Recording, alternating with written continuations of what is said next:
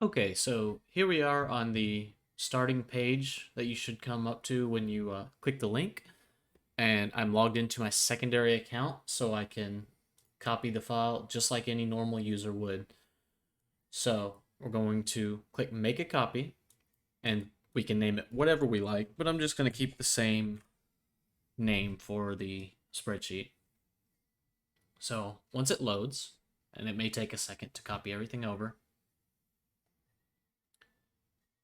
we should be at the same screen again, but now we have write access, and this is the spreadsheet is in our personal Google Drive, so no one except for yourself will have access to it unless you give them access with the share button. So at this point, we just click the click me button, and you should see a running script pop up here. At least on Chrome you will. Now we wait. We don't have to click it again until it either fails or it prompts us.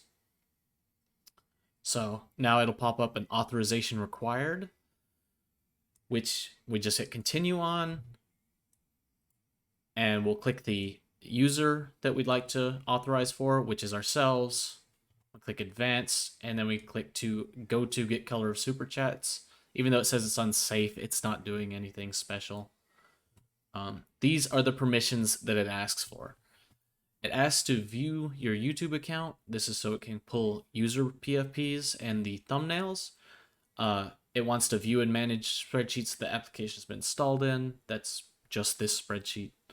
And allow this application to run when you are not present. What that is there is a trigger that says when any cell is changed, at least in certain columns, to update the PFPs.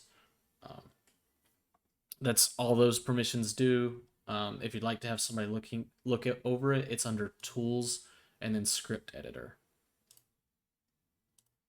So we're going to click Allow here. And the button probably won't disappear at that point. Just click it again, and it should disappear without issue. Now we're ready to copy in some users. So I've got a copy of example super chats and the stream that they came from. So I'm just going to copy them over here. And now it should fill in the super chats, fill in the thumbnail, and if we wait just a second, it should give us PFPs, and it does. As you can see here.